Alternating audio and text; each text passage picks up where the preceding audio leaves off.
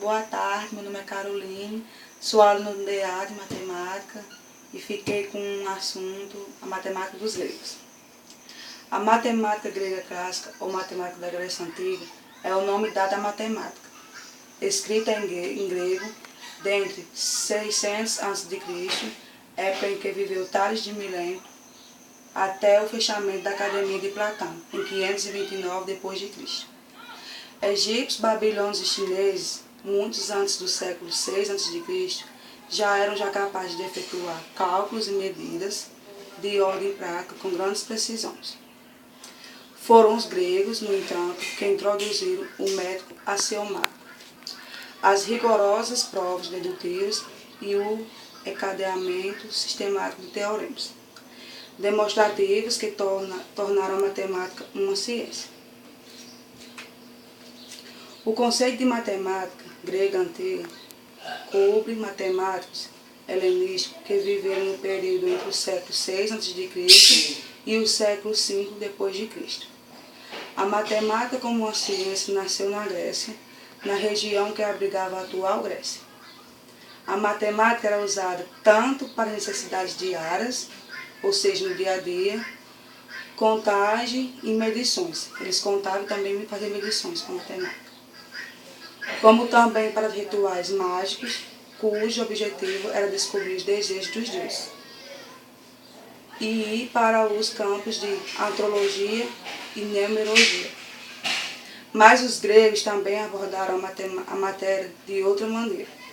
Eles postularam os números, governos e o mundo, ou como expressados, o mesmo pensamento através de Galileu dos milênios depois.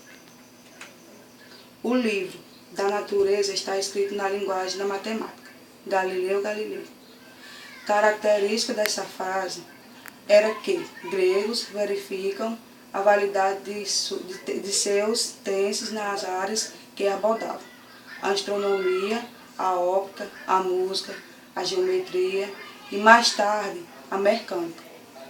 Por meio de modelos matemáticos, o que lhe conferiam pode de fazer previsões. Ao mesmo tempo, os gregos criaram a metodologia matemática e completaram suas transformações de grupos algoritmos ou receitas a um corpo coerente de conhecimentos. A base nesse sistema, pela primeira vez, tornou-se um método dedutivo, mostrando como apoia-se sobre verdades bem conhecidas axiomas. Por meio do correto uso lógico, garantia-se a verdade de novos resultados, as conclusões teoremas. Tales de Mileto era um rico comerciante que estudou a matemática e a astronomia da Babilônia, provavelmente durante suas viagens. Durante essas viagens, ele encontrou alguns resultados que demonstravam como foram escritos. Ele dizia que um diâmetro dividido um círculo em duas partes era congruente, que o ângulo da base de um triângulo é isósceles, são congruentes, que duas retas se cruzam, os ângulos opostos pela vértice são congruentes. Esses resultados já eram conhecidos, porém, Tales foi o primeiro a prová-lo formalmente, e foi o primeiro a aprovar essa pesquisa. Tales é considerado o primeiro matemático, pois lhe são atribuídas descobertas matemáticas específicas. Sabe-se que Tales viajou ao Egito e Babilônia, onde teria aprendido que um ângulo escrito num círculo é reto. No entanto, atribuiu-se a ele a demonstração desse teorema e de outros quadros da geometria. Pois isso, Tales foi considerado o originador da organização dedutiva da geometria. Outro também personagem que ficou destacado no mundo grego é Pitágoras. Ele não era só um matemático, era um filósofo envolvido especialmente com religião e até mesmo política. Contemporâneos de Pitágoras são Budas, Confuciones e o Lão Tse, caracterizado, portanto, esse tempo como de intensa atividades religiosas. Pitágoras, de volta do Egito e Babilônia, como Tales, fundou uma sociedade secreta que tinha base matemática e filosófica. Não se costuma falar em descobertas de Pitágoras, mas sim dos pitagoristas, pois a sociedade por ele fundada, além de secreta, tinha por norma que o conhecimento era comunitário, não sendo atribuído em um autor apenas. Assim surgiu a escola de Pitágoras.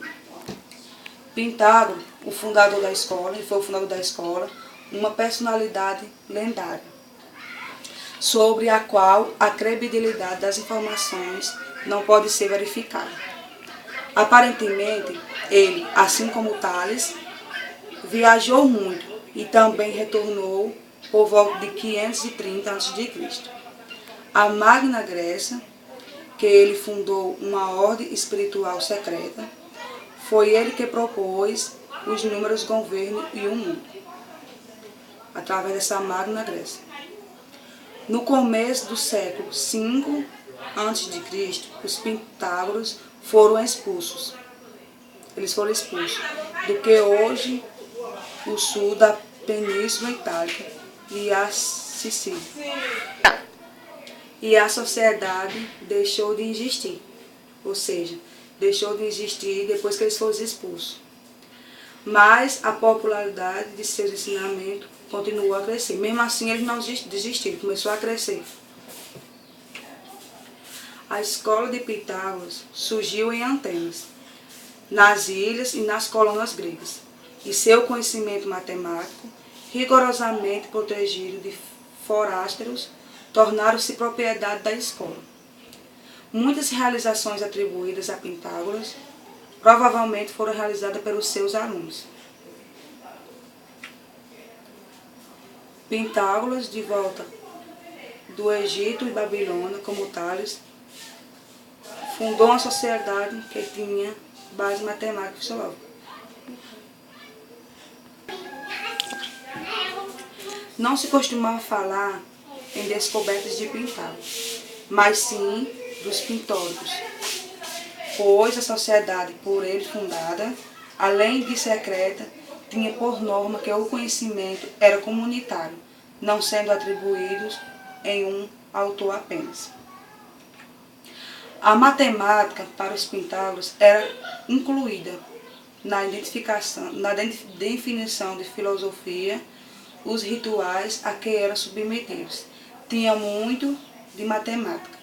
Para os egípcios e babilônios, a aritmética tinha muito mais a ver com situações práticas e concretas. Segundo Aristóteles, que também foi um fundador sobre matemática, para os pitóricos o número significava matéria. Para ele, todos os números significavam matéria. Assim, ele chamava um ponto de uma reta de 2, uma superfície de 3 e um sólido de 4. A soma de pontos gerava retas, a de reta superfície, de superfície sólido, de maneira que com 1, 2, 3 e 4 poderia construir um universo. O número 10 era especial para Pitágoras, pela crença conhecida como tetrace, conjunto de 4. Pitágoras dizia que contar